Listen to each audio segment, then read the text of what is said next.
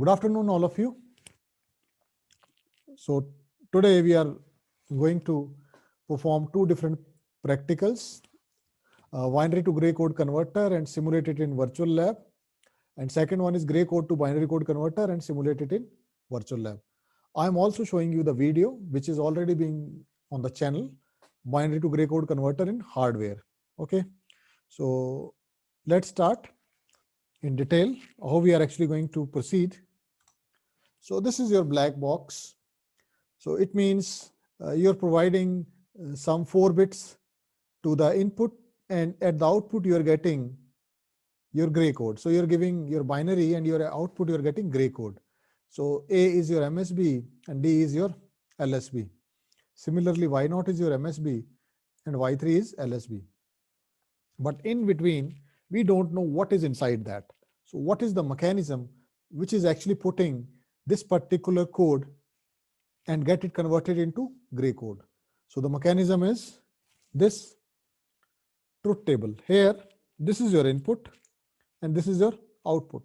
So we are putting input here and then this is your output and doing it for all the possible combinations.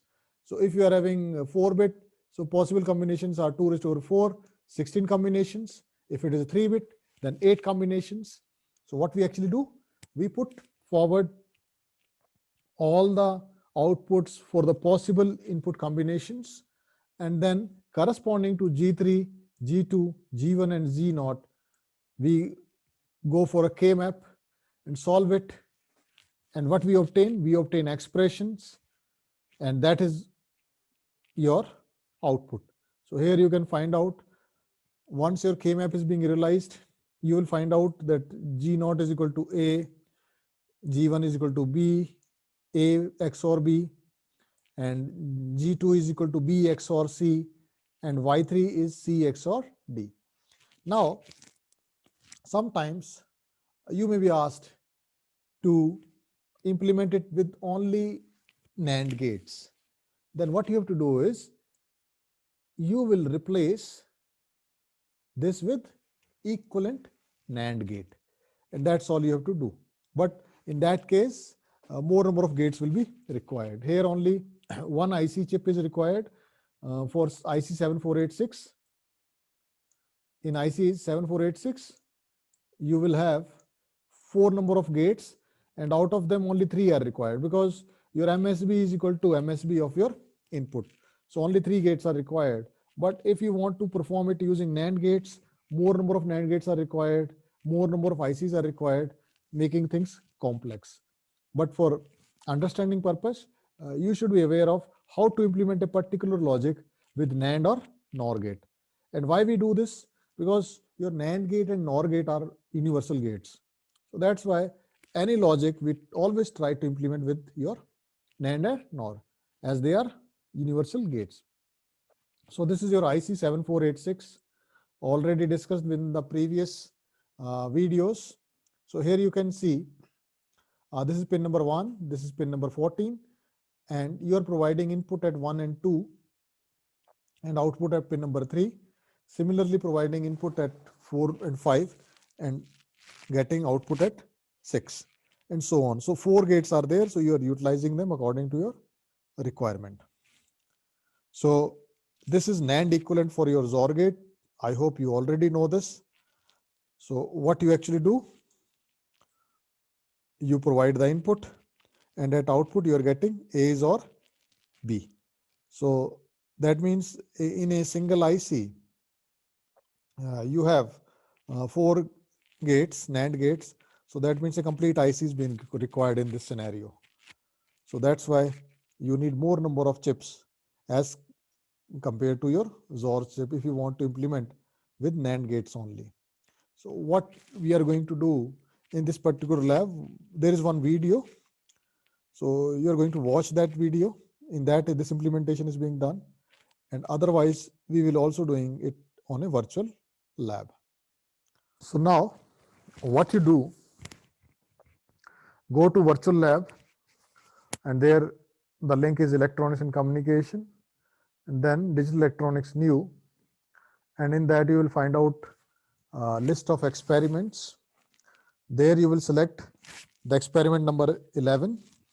This is verify binary to gray and gray to binary gate conversion, code conversion using NAND gates only.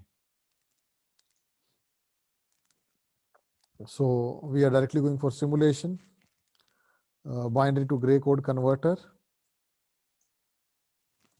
and this is your circuit. So what you have to do is first connect the battery. So battery is connected. Now you will provide a particular code. So first, what code you are providing? Suppose you want to provide 0001. So you are getting 1110. So if you are providing 1001, then you are getting 1101 and so on. So also you can add them, and a truth table is being generated, and you can verify all the patterns. The only thing which is very important, so please note it down. There they have implemented this logic using 3 NAND gates, which is not required. Why? Suppose you are applying 1 here. So as both these inputs are shorted, so 1 means you are getting 0 here, 0 here. So now when you are providing NAND gate both the zeros, what you are getting? You are getting NAND gate both zeros, output is 1. So that means you are getting 1 here, you are getting 1 here. So that means there is no use of this particular circuitry. So it can be a straight wire. So no gates are being required here. If they are using, I don't know why they are using it, but don't required at this particular moment. And other are same, they are XOR being implemented with the help of NAND gates.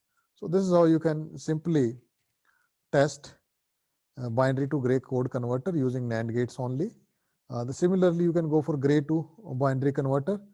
This is also the same thing, same procedure is to be used. This is 1001, 100, so it is getting all ones and something like that. So this is gray and equivalent, you are getting binary on the other sides. So you simulate it and then add it on this particular side. So here also they have implemented this straight wire with the help of these 3 gates, which is not required in this case. So I hope you understand it. And if you have any doubt, let's discuss.